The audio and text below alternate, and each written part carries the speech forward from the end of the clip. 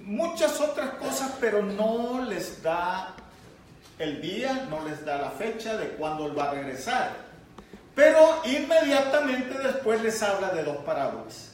Una es la parábola de las 10 vírgenes, las cuales 5 de ellas tenían aceite suficiente para esperar al novio.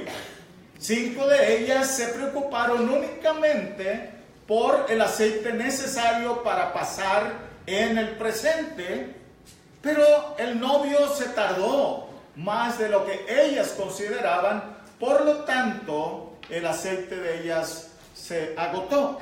Y el Señor le llama que eran unas vírgenes insensatas, no planeadas. Las otras sí tenían aceite suficiente. Y luego pasa a esta parábola, la parábola de los talentos. Y dice que un hombre rico, ahora, ¿quiere usted saber cómo es el reino de los cielos? ¿Cómo se manejan las cosas en el reino de los cielos? Bueno, el Señor nos va a dar una pequeñita resemblanza de lo que es el reino de los cielos. Y empieza porque el reino de los cielos es de esta manera, es comparable a esto. Y empieza a decirles, había un hombre rico que cierto día él decidió hacer un viaje. Pero antes de irse llamó a unos siervos de él, dice, llamó a 3 siervos y les encargó a estos 3 siervos todas sus riquezas, todas sus propiedades, y puso en ellos una gran cantidad de dinero. De hecho, todo el dinero, todas sus posesiones quedaron ahí en manos de estos siervos. Luego el Señor sigue diciendo que, gracias, a uno de ellos le dio 5 talentos, a otro le dio 2, a otro le dio 1. Así hace las cosas el Señor. Pero luego me llama la atención que dice, conforme a la capacidad de ellos, no conforme a mi capacidad, a la capacidad de lo que ellos podían administrar. Luego la parábola dice que el que recibió 5 fue y trabajó diligentemente con él, con los 5, y ganó otros 5 talentos. Amén. El que recibió 2 fue y trabajó diligentemente y ganó otros 2 talentos. ¿Qué porcentaje es eso, hermano? Si le dan 5 y trabaja y gana otros 5, ¿qué porcentaje es? Sí, 100%. En otras palabras, el que recibió 5 y el que recibió 2 trabajaron igual y comparable, digamos que recibieron lo mismo y trabajaron y multiplicaron y regresaron el 100% de lo que habían recibido. Entonces, de aquí aprendemos algunos principios, que aquel que va a ser fiel en lo poco, también lo será en lo mucho. Aquel que no es fiel en lo poco, no se espera que sea fiel en lo mucho. Por ejemplo, sabemos que de cada dólar, 10 centavos le pertenecen al Señor. Eso es lo que mi mente me dice. Pero si yo tengo 100 dólares, ¿cuántos serían del Señor? 10 dólares. Si yo tengo 1000 dólares, 100 son del Señor. Y si tengo $1,000,000, ¿ah? ¿Cuánto sería del Señor? 100,000 dólares. Pero mi mente y mi corazón, hermanos, parece que entre más grande la bendición, más difícil es de desprenderme. ¿Sí se da cuenta? No es el problema no es el dinero, sino mi corazón. mi corazón. Porque yo con gusto doy 10 centavos si tengo $1. Con gusto quizás doy $10. Con gusto voy a dar $100 si tengo 1,000. Pero si tengo $1,000,000, con disgusto, ahí cambia la palabra, ¿no? Con disgusto no voy a dar $100,000. ¿Alguien ha dado $100,000 aquí? ¿No? No tenemos 1,000,000. Muy bien.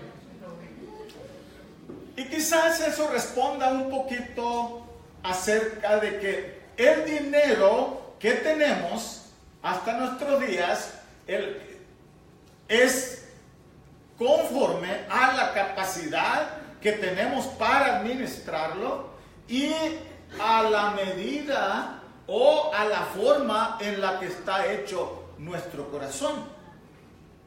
Porque aquí, hermanos, este hombre rico es el Señor Jesús.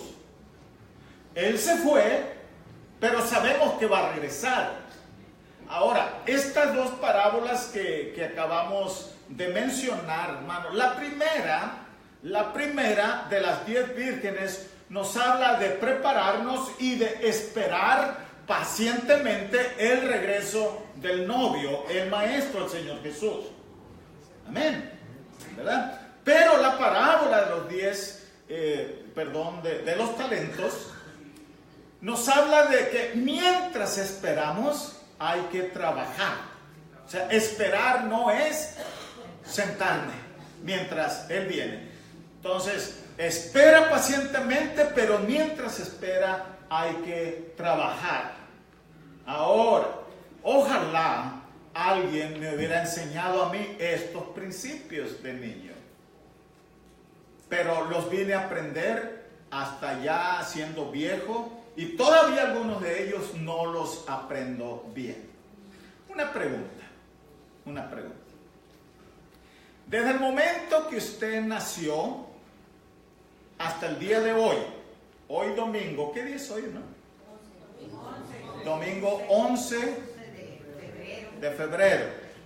Okay, domingo 11 de febrero. Desde el momento que usted nació hasta el día de hoy, ¿cuánto dinero usted ha recibido?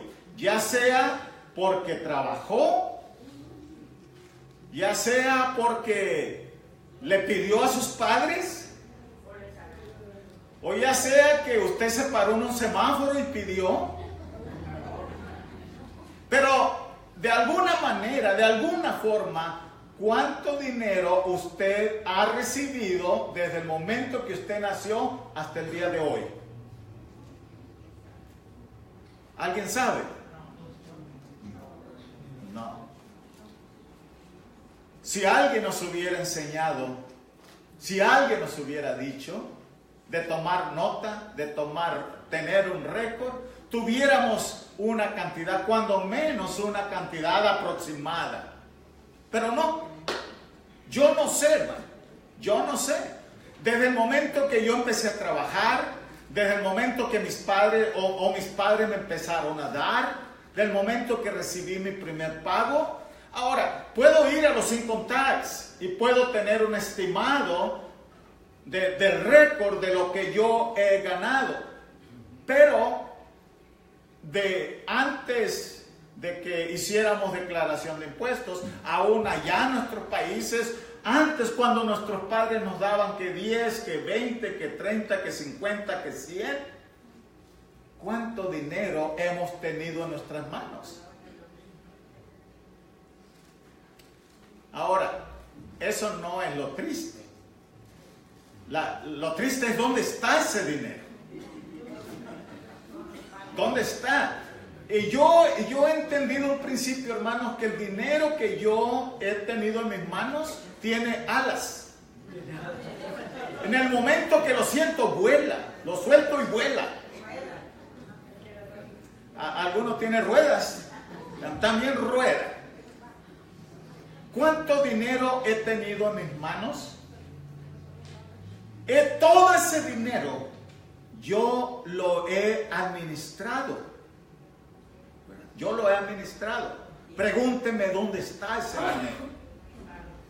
¿Dónde está? Ahora, poco más triste. ¿Cuánto de ese dinero le he regresado yo a Dios? Si Dios tuviera que hacer cuentas conmigo y me dijera, desde el momento que tú naciste, pasaste por la infancia, hasta el día de hoy, yo he puesto tanto dinero, he puesto esta cantidad en tus manos. ¿Dónde está? ¿Qué porcentaje? Ahora, vamos a cambiar una palabra aquí. Vamos a cambiar una palabra. Vamos a cambiar la palabra dar por la palabra retornar, regresar.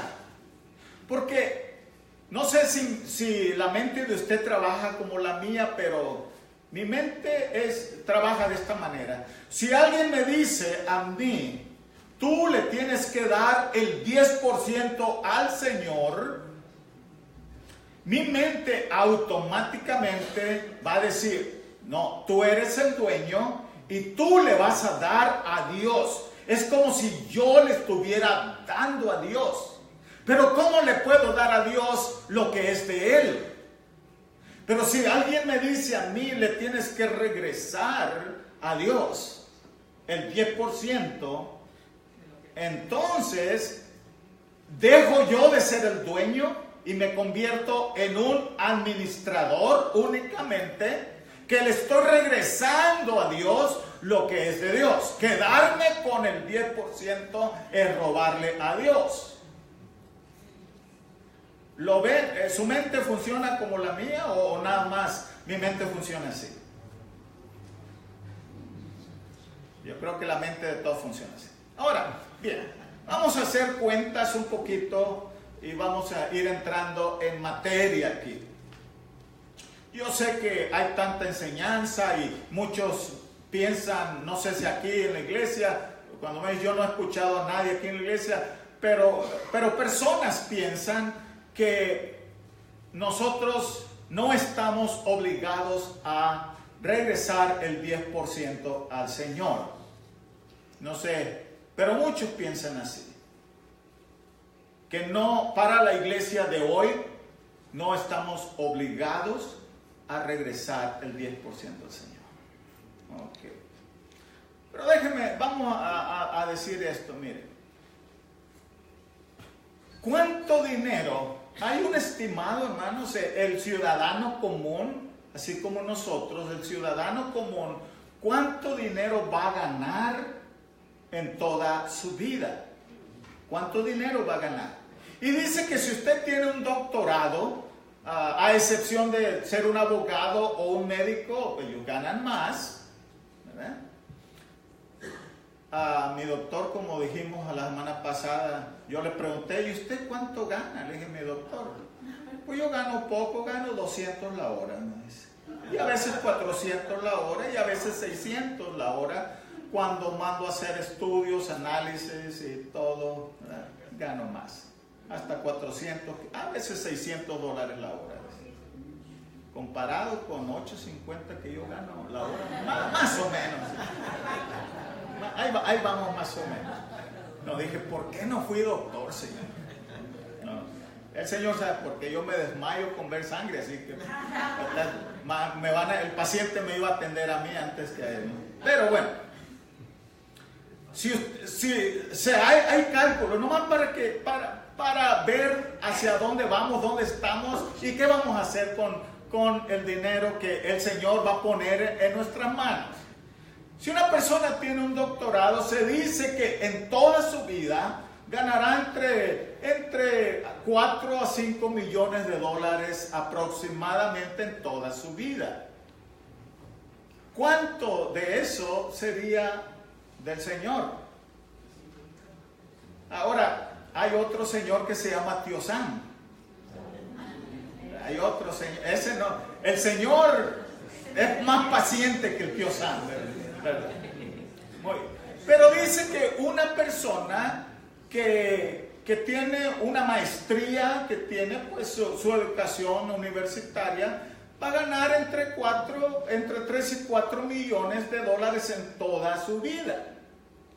Y uno que nada más, como yo, tiene nada más el diploma, la high school, bueno, gracias a Dios que tengo algo más, pero ganaría de no más de 2 millones de dólares, 1.3, 1.5 millones de dólares en toda su vida. Desde el momento que empezó a trabajar hasta que se retire. Eso es bastante poco, ¿verdad? El asunto es, hermano, más educación, mejor salario, más responsabilidad para administrar. Pero el principio no cambia. El principio es el mismo. Si yo tengo $1, o tengo 10, o tengo 100, o tengo 1000, o tengo 1,000,000, el principio no cambia. El principio va a ser el mismo. Ahora, ¿qué aprendemos, hermanos, de esta parábola? Dice que uno de los siervos recibió 5 talentos. Diligentemente ganó el 100%. El otro recibió 2. Cada uno de acuerdo a la habilidad, a la destreza. Cada uno en relación a la capacidad para administrar. Y por aquí me hizo clic una pregunta en mí. ¿Por qué no tengo más? Quizás mi capacidad de administrar no sea tan alta. Quizás mi capacidad de administrar sea muy baja. Pero he visto que hay hermanos que tienen mucho. Quizás su capacidad de administrar sea mejor que la mía, más grande.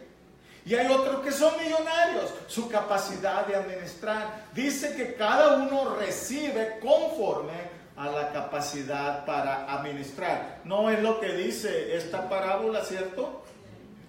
¿Cierto? Pero el principio es el mismo. ¿Qué voy a hacer lo que Dios puso en mis manos? ¿Recibo 5? ¿Recibo 2? ¿O recibo 1? ¿Qué voy a hacer con ellos? El principio viene siendo el mismo. El principio no varía. El dinero no es mío. El dinero es de Dios. Ahora, cuando yo hice la pregunta ahorita, si usted tiene $1, ¿cuánto es de Dios? La verdad es que todo el dólar es de Dios. Si yo soy de Dios, ¿por qué lo que viene en dinero para administrar no sería de Dios? Si yo soy de Dios. Ahora, si mi cuerpo es templo del Espíritu Santo, lo que hay dentro y fuera, lo que manejo yo como cristiano, también le pertenece a Dios. Mi tiempo, mis dones, mis talentos, mis finanzas le pertenecen a Dios. Y eso me convierte a mí únicamente en un administrador de las propiedades de Dios. Usted es un administrador. Ahora, lo que todavía no pensamos de esta parábola es una preguntita. ¿Qué derechos tiene un siervo? ¿El siervo tiene derechos?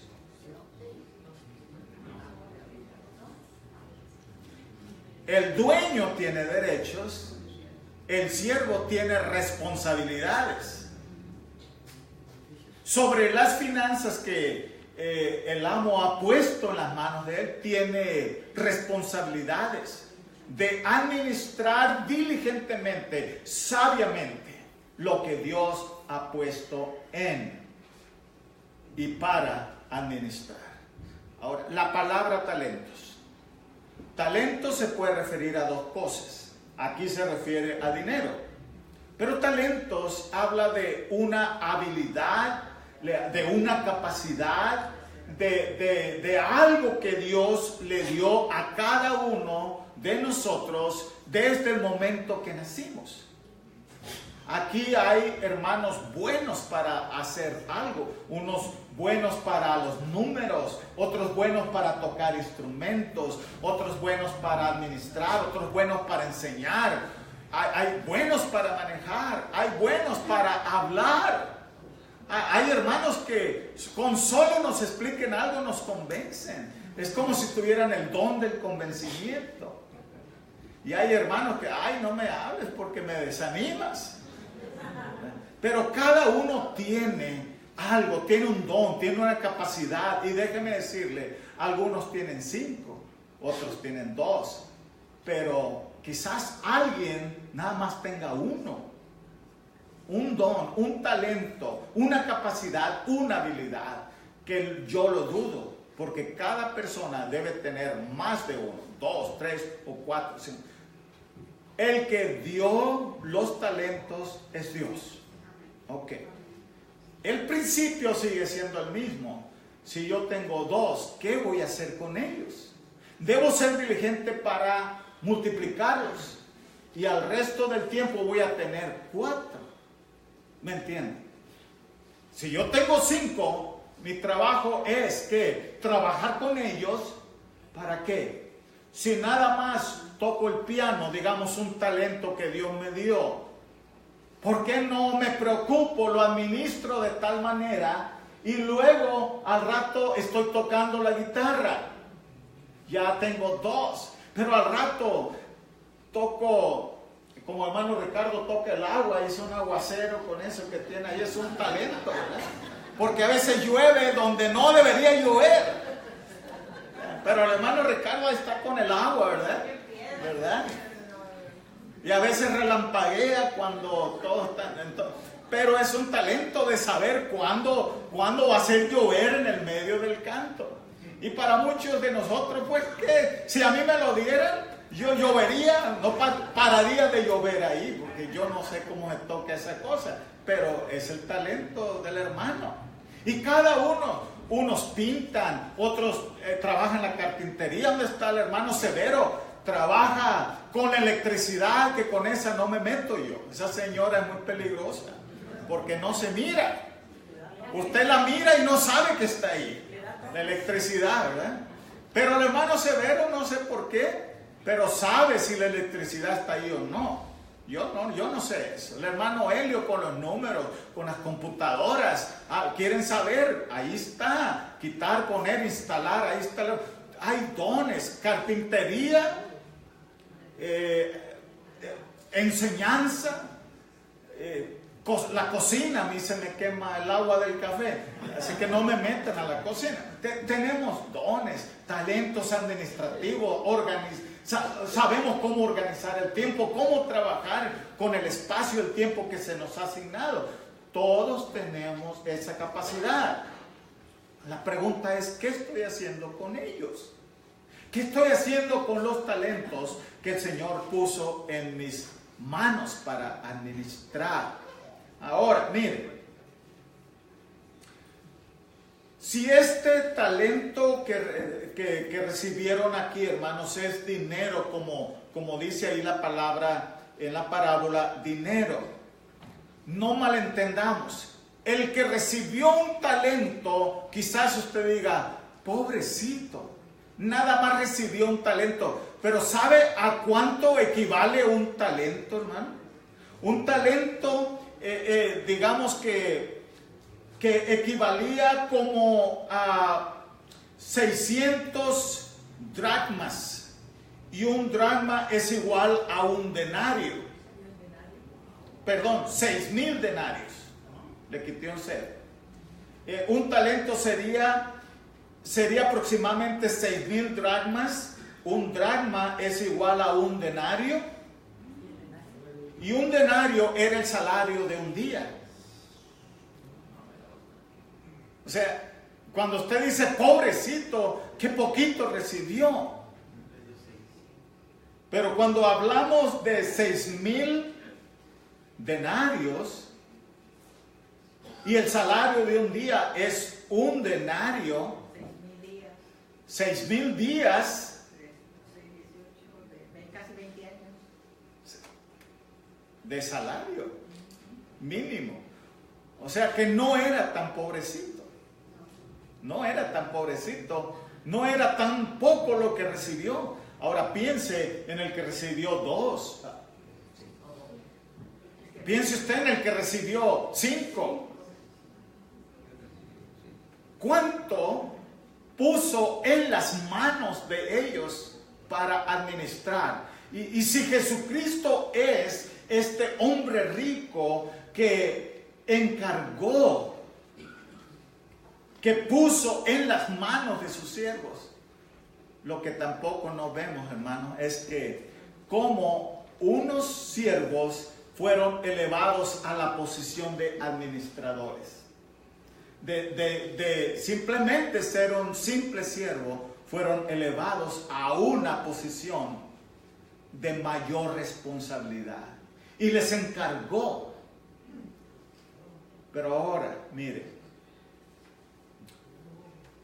el que recibió 5, contento, feliz, no sabemos cómo le hizo, pero le regresó el 100% a su Señor. Digamos que si lo pusiéramos en el tiempo de hoy, esto representaría un cristiano fiel, maduro espiritualmente, un cristiano lleno de fe, un cristiano que sabe que lo que él es de Dios y lo que él tiene es de Dios. Hace algún tiempo ahí en Mexicali tuvimos unas conferencias. Llegó un hombre de negocios ahí. Solo recuerdo, lo único que recuerdo es que se llamaba Adams, así se llamaba. No sé el apellido, pero era un señor americano de aquí de California. Fue 1981. Creo, quizás ya esté allá en la presencia de Dios. Pero él nos contó su testimonio, y su testimonio a mí, como recién convertido, me impactó muchísimo. Y dijo: Dios me bendijo para iniciar una fábrica. Y entendí el principio de regresarle a Dios lo que Dios es de Dios. Entendí el principio de dar a César lo que es del César y a Dios lo que es de Dios. Me propuse ser fiel, sin fallar, darle el 10% al Señor de todas las ganancias. 10%. Y Dios me bendijo. Tenía ventas, tenía clientes, tenía todo. Así que como miré la bendición, me propuse aumentar un poquito lo que le iba a regresar al Señor. Y le empecé a dar un 20% al Señor. Y como Dios me bendijo, y mi negocio era tan próspero que empecé a tener más ganancias, me propuse, dice, aumentar un poquito más lo que le iba a regresar al Señor. Y me propuse regresarle el 30% al Señor. Y ahorita dice, estoy en el 80%. Ahora tengo 2 fábricas. ¿Cómo es posible? ¿Cómo es posible? ¿Cómo Dios lo bendijo? Recuerdo, hermanos, cuando yo me convertí, tuve mi primera batalla con el Señor. Recién convertido. Creo que hace un tiempo conté esto.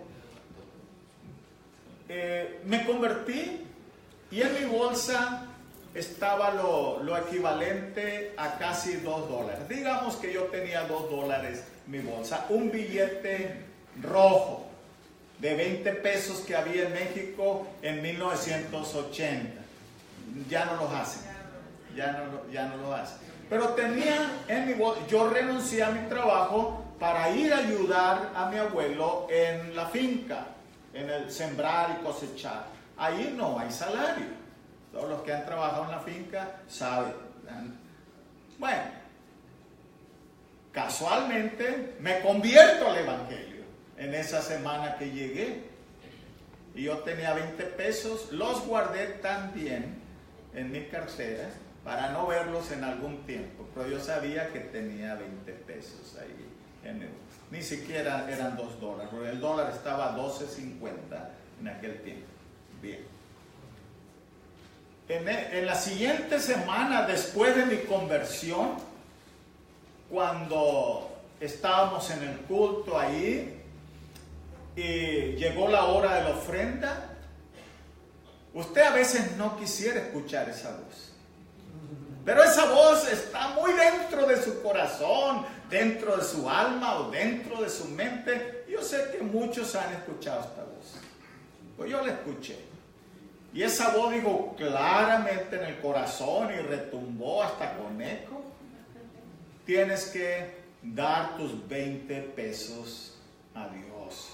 Dice Dios, me los tienes que dar.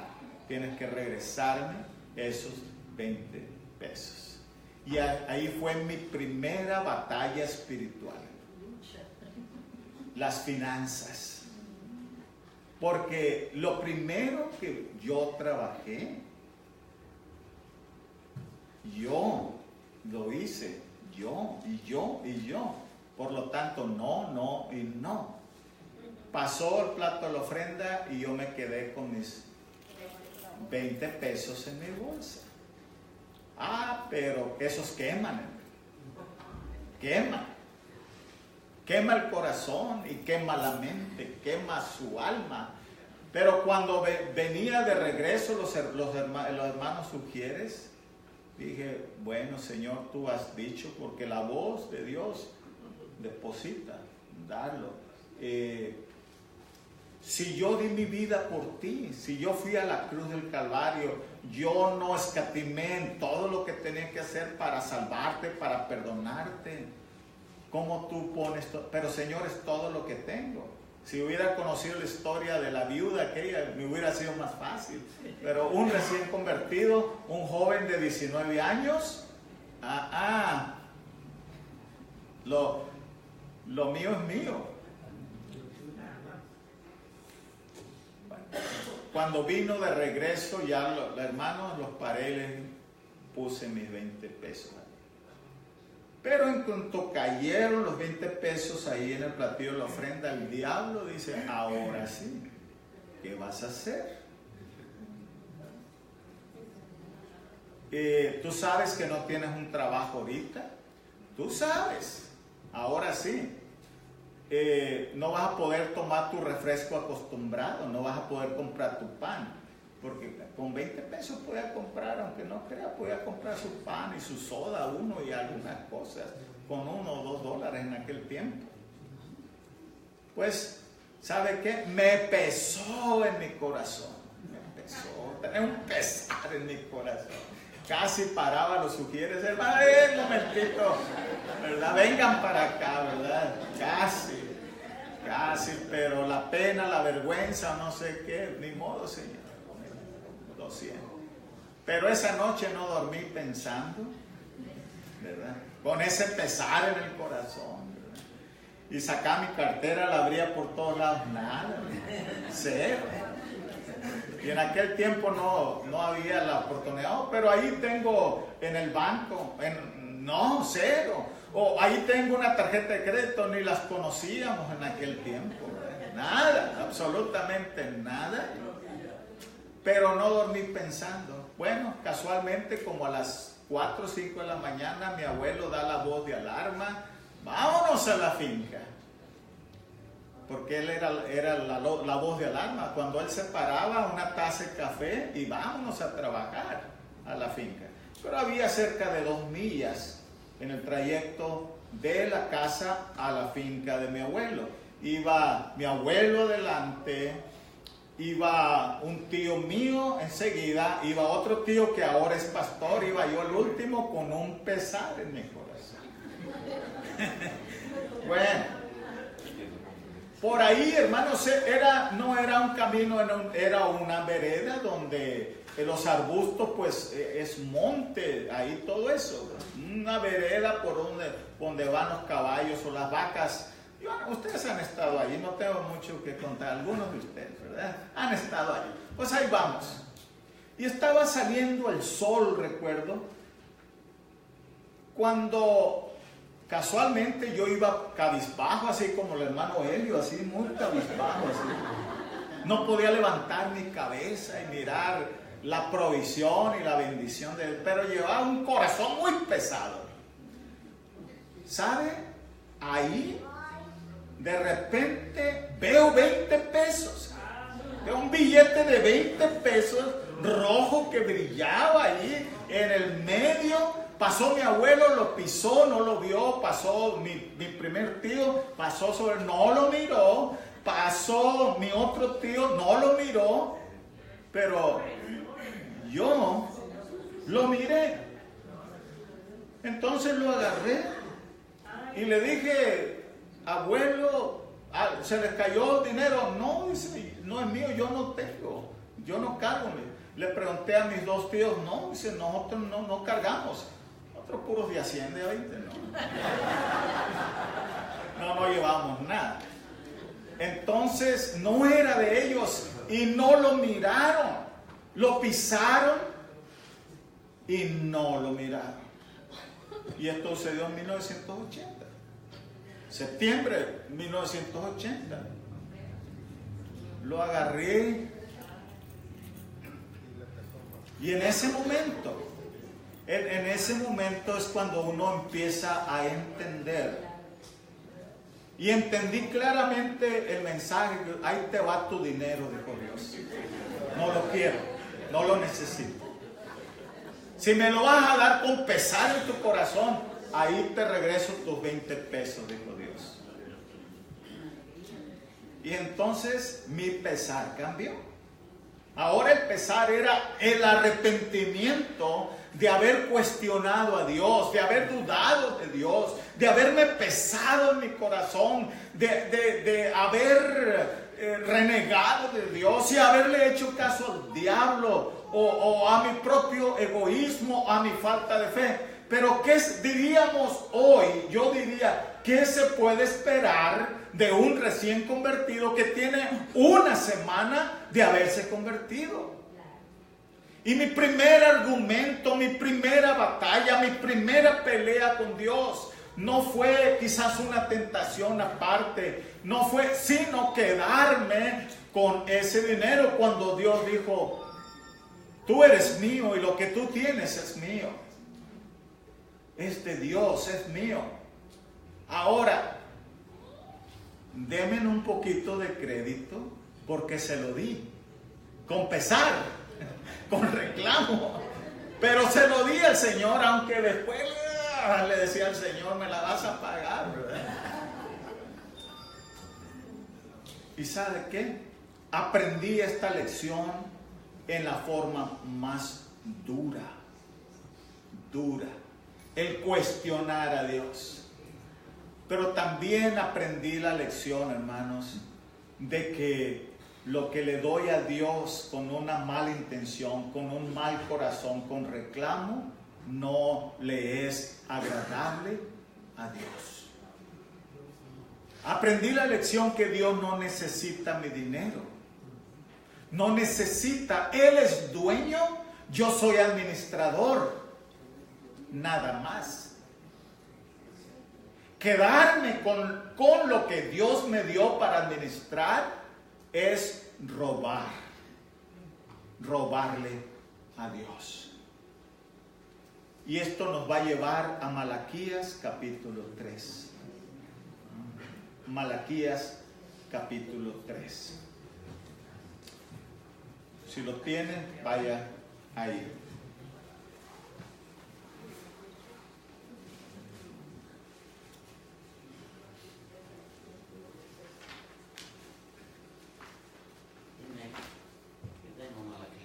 Malaquías capítulo 3, empezando en el verso 8. Creo que Malaquías es el último libro del Antiguo Testamento, si no me equivoco. ¿Será? ¿Cierto? Ah, ok, muy bien. El último libro del Antiguo Testamento. Pero el verso 8 empieza con una pregunta. Y ojalá, hermanos, esta pregunta debemos hacérnosla nosotros, porque yo no pregunto, Dios pregunta. Vea que es una pregunta que Dios hace para su pueblo. No viene del pastor, no viene del pastor, viene de Dios. ¿Ok? Y la pregunta es, Dios pregunta y dice, ¿robará el hombre a Dios?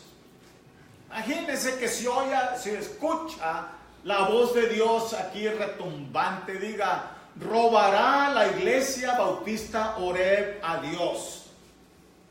Unos diríamos, no. Otros diríamos, ¿quién sabe? Otros diríamos, sí. Otros diríamos, yo no, aquel sí.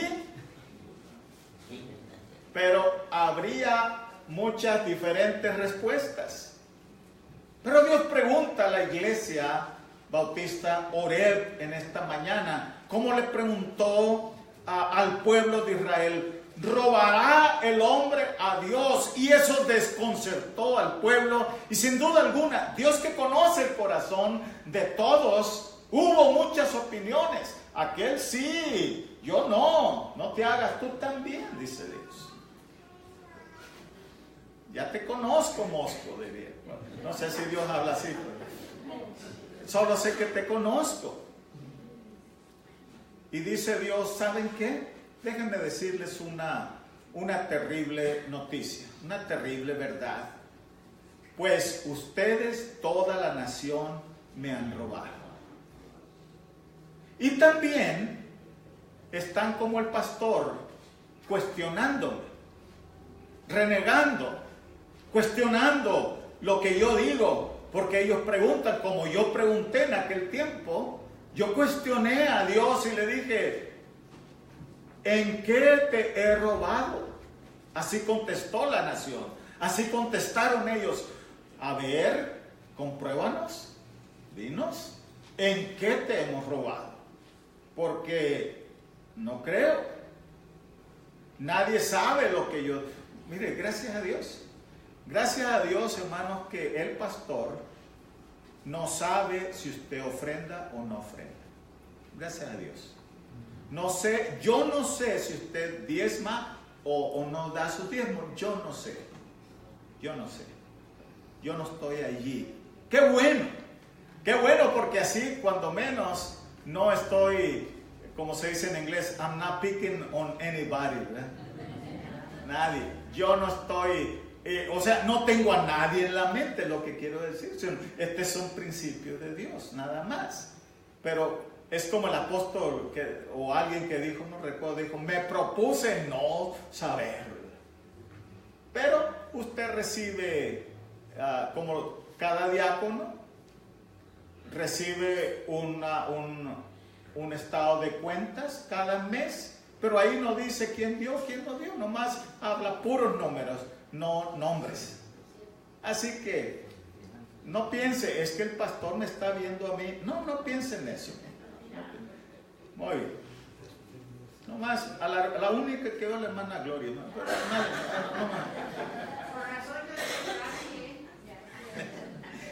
entonces el pueblo le pregunta y cuestiona a Dios y le dice, ¿en qué te hemos robado? Y Dios les contesta, en vuestros diezmos y ofrendas. Dos cosas por separado: diezmos y ofrendas. Pero si todo quedara ahí, bueno, pudiera yo respirar un poquito. Pero lo que dice el verso 9, hermanos, me deja sin aliento realmente. Me deja con un profundo remordimiento y me deja con un profundo pesar en mi corazón y me deja, hermanos, muy mal parado delante de Dios. Lo que dice el verso 9, y sabe, lo está diciendo Dios. Y dice Dios, malditos sois con maldición, porque ustedes, la nación entera, me han robado. Mire, ¿sabe que si usted me escucha decir esta palabra? Mire, un ejemplo. Si usted me escuchara decirle a un hermano en un momento de coraje, maldito eres, ¿cómo se sentiría usted? Usted que no recibió esas palabras se va a sentir súper ofendido y me va a llevar a la cruz, me va a crucificar. Pero cuando esta palabra sale del dador de la vida, tiene más peso que la que puede tener de una persona. Mucho más peso.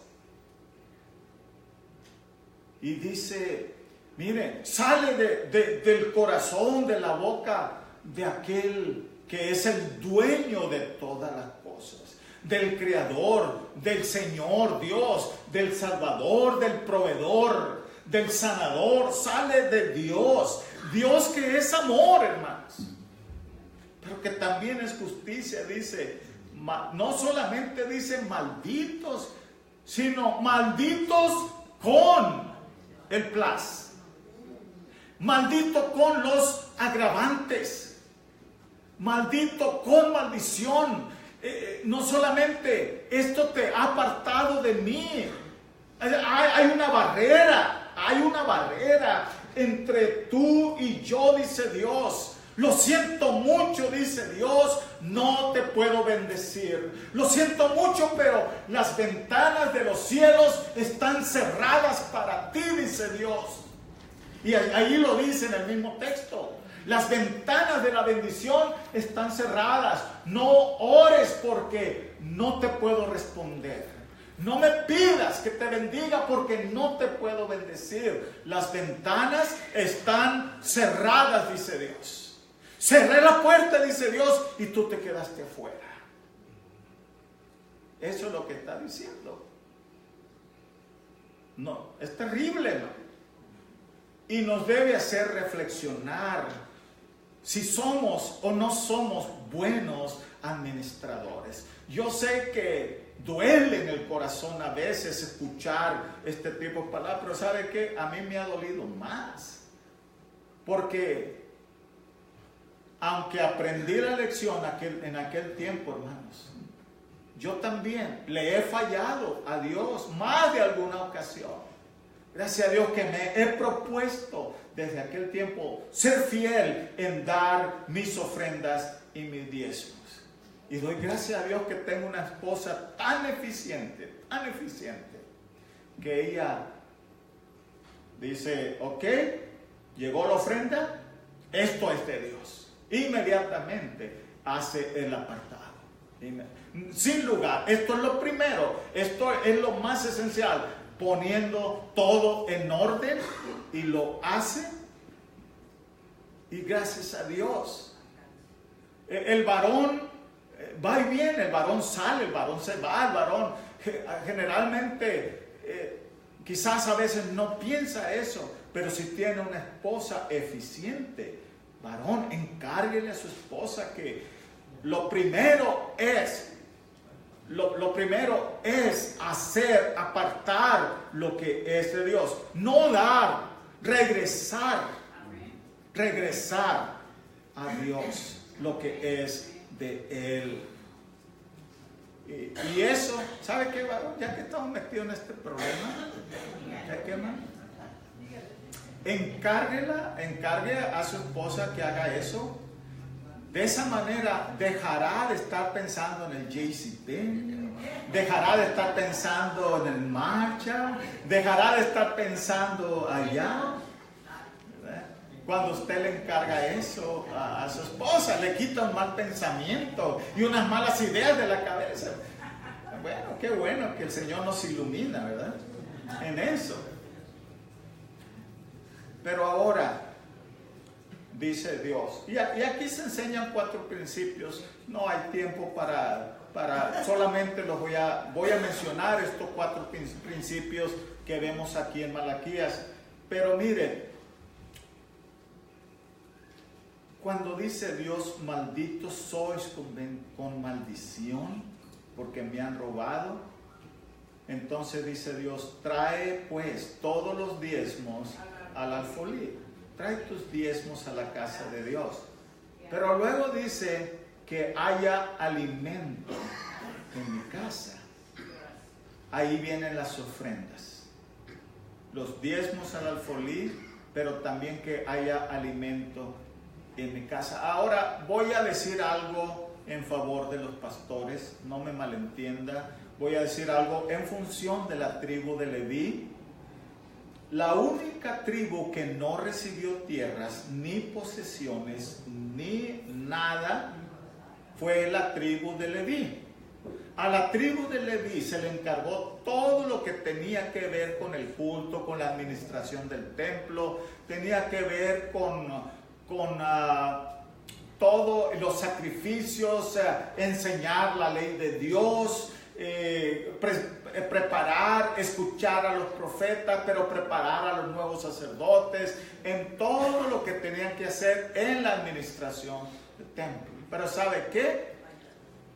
Los sacerdotes eran hombres casados y los sacerdotes tenían hijos, eran padres de familia, eran esposos que tenían que mantener a su familia también.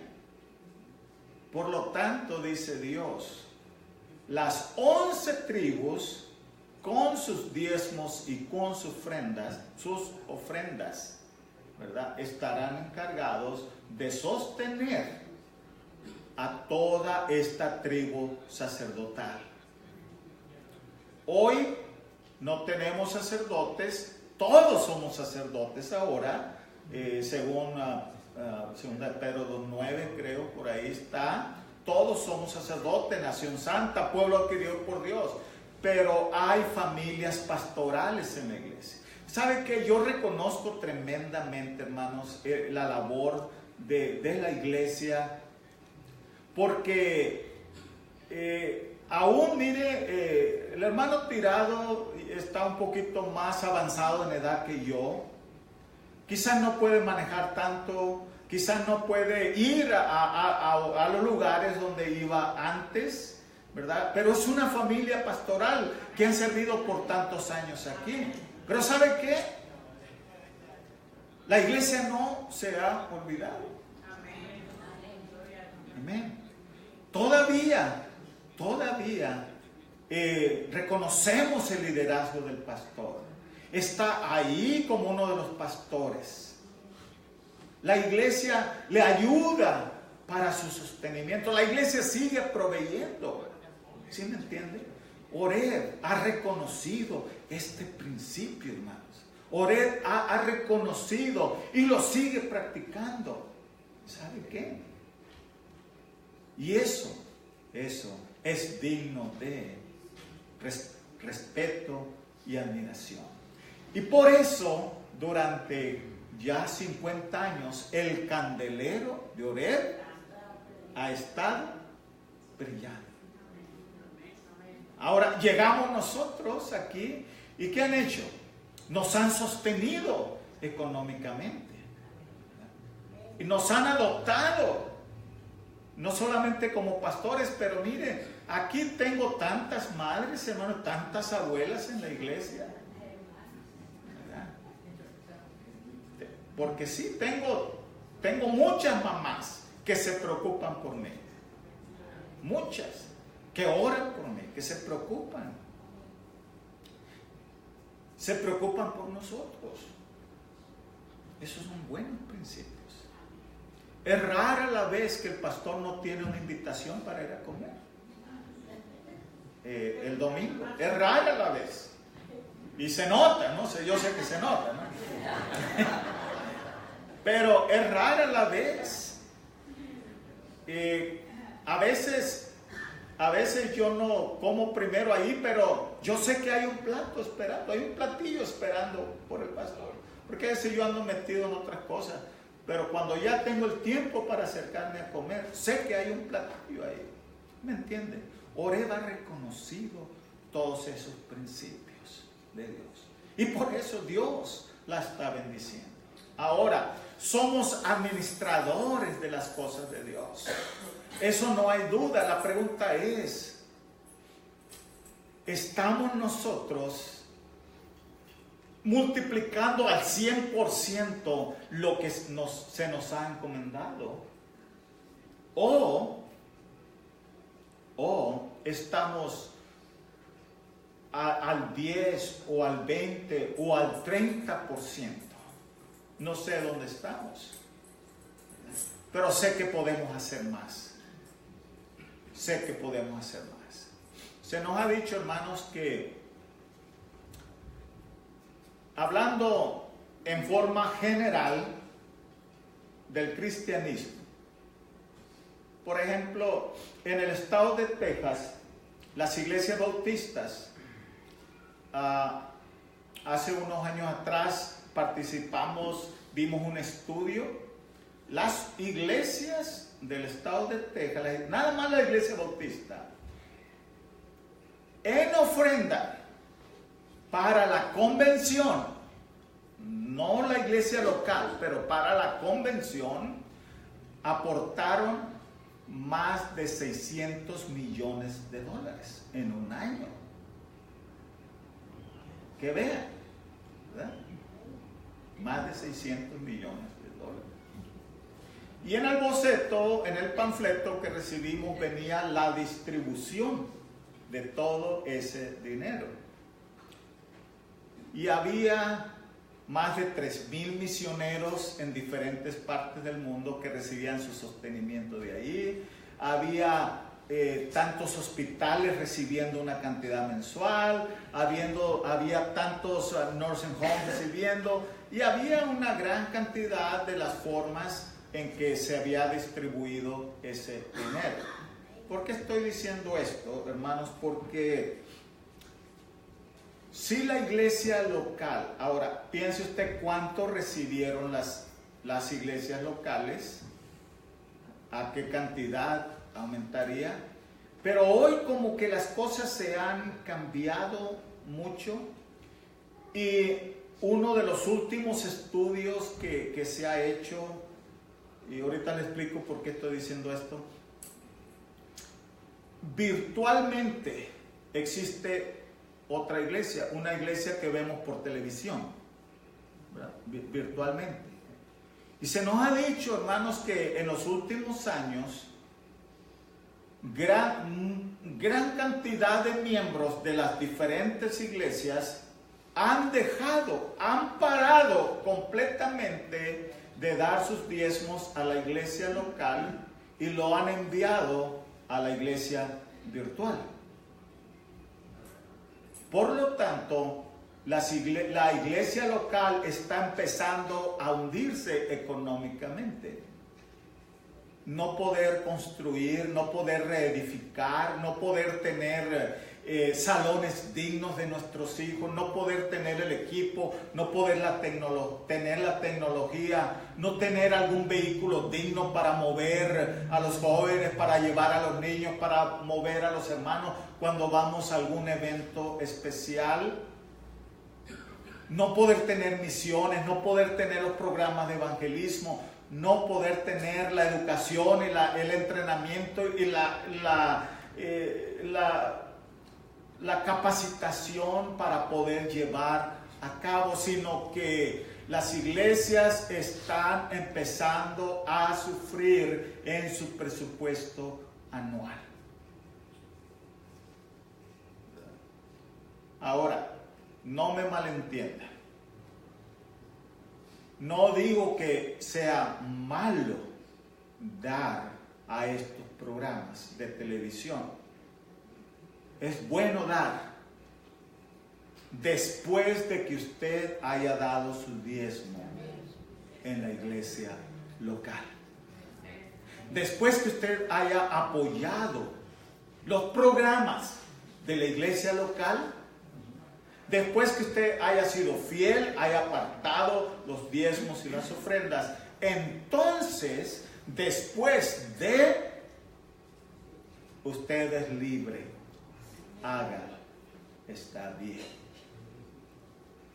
Pero también, no voy a centrarme mucho en esto, pero también le invito a usted que haga un estudio Yo le pregunté a mi tío Google y él me contestó, un tío que tengo ahí.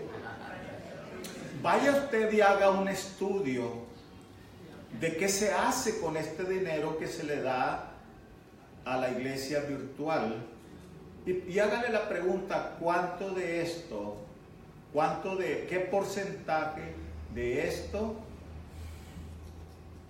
es destinado a la obra misionera, a la obra evangélica, a la remodelación, a la construcción de templos, todo eso?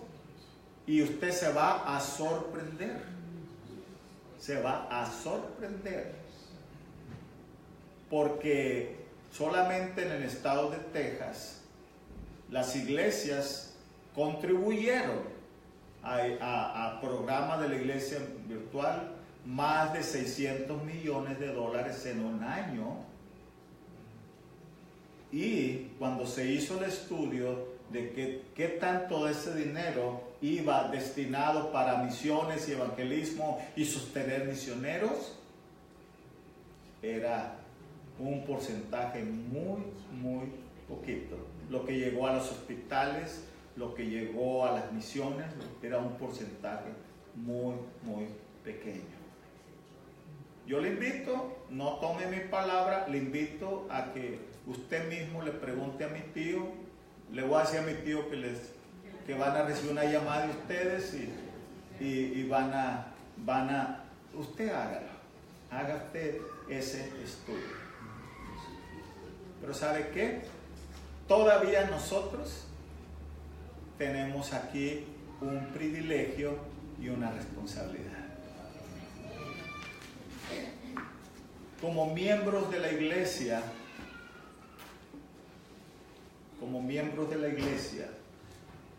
tenemos privilegios y responsabilidades. ¿Verdad? Privilegios y responsabilidades. Privilegio, yo puedo opinar, yo puedo votar, yo puedo decidir y que mi palabra vale más que la otra, de aquel, y lo que yo digo es mejor. Tenemos ese honor y privilegio. Pero junto con el privilegio, hermanos, viene la responsabilidad de sostener este lugar. Y se ha dicho que si cada miembro, y no hablo de aquí, hablo de la iglesia en general, si cada miembro de las iglesias fuera únicamente fiel en dar sus diezmos al Señor, tuviéramos mejores templos. Tuviéramos templos más dignos de la presencia de Dios. Tuviéramos mejores tecnologías, mejores salones de clase, mejores programas para poder presentarle al Señor un lugar digno de Él. Pero, ¿qué estoy haciendo yo? ¿Qué estoy haciendo yo con lo que Dios ha puesto en mis manos? Sería la pregunta. Y una cosa antes de irnos es esto. Mire, en general, muchos miembros de las iglesias dejan de dar sus diezmos y ofrendas porque se enojan con el pastor, ¿saben? Aquí no pasa, pero pasa en otros lugares. Se enojan con el pastor y para mostrarle al pastor su indignación, su coraje, dicen, ahora no doy mis diezmos. Y aléguele al amparo.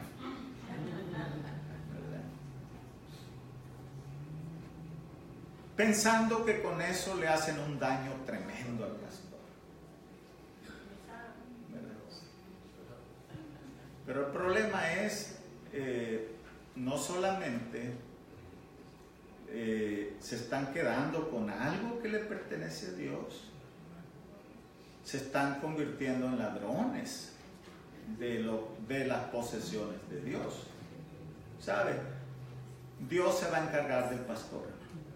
Dios se encarga de él. Siempre piensen, Dios se encarga del pastor. Dios lo va a alimentar de todas maneras. Dios le va a proveer de todas maneras. Si ofrenda usted o no ofrenda, da sus diezmos, Dios lo va a hacer. Hace mucho lo aprendí. Ya lo aprendí. Amén.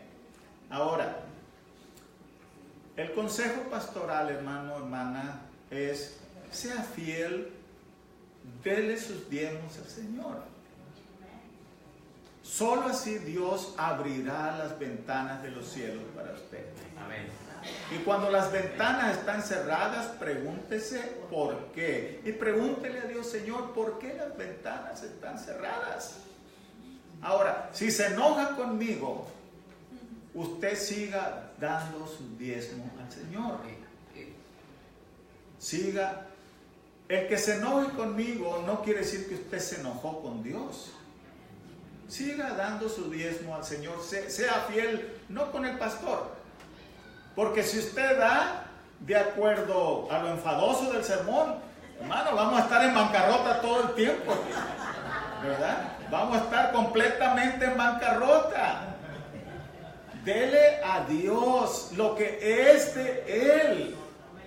Independientemente si el pastor le cae bien, le cae mal, le cae gordo, le cae delgado, como sea que le caiga el pastor, sea usted fiel a Dios. Y Dios le va a bendecir a usted, Dios le va a prosperar a usted y Dios le va a multiplicar a usted. ¿Y sabe qué? Dios va a poner, si ahorita Dios le puso 2 talentos en sus manos, quizás mañana le ponga 4 en sus manos, quizás le ponga 10, quizás le ponga 20 talentos en sus manos, de acuerdo a su capacidad para ministrar. Amén. Amén. Gloria a Dios. Así que vamos a orar, hermanos, y vamos a ir contentos y felices a casa. Amado Señor, bendito sea su nombre. Honra y gloria le damos porque usted es fiel en todo, Señor. Ahora yo llevo esta pregunta, Padre, y es para reexaminar mi vida. Señor, ¿qué estoy haciendo yo con estos talentos? ¿Los estoy usando? ¿Estoy trabajando para multiplicarlos? ¿O hice un hoyo en la tierra y los enterré? Padre, cualquiera que sea mi situación, por favor, Padre, en el nombre de Cristo Jesús, ayúdeme a ser un administrador fiel, Señor. Que cuando usted venga, me pueda yo gozar con esas palabras: buen siervo fiel, sobre poco has sido fiel, sobre mucho te pondré, entra en el gozo de tu Señor. Yo quiero escuchar esas palabras, Padre, y por eso quiero ser fiel, Señor, en la administración de todo. Oramos pidiendo esto en el nombre de Cristo Jesús. Amén. Bien, hermanos, Dios nos bendiga.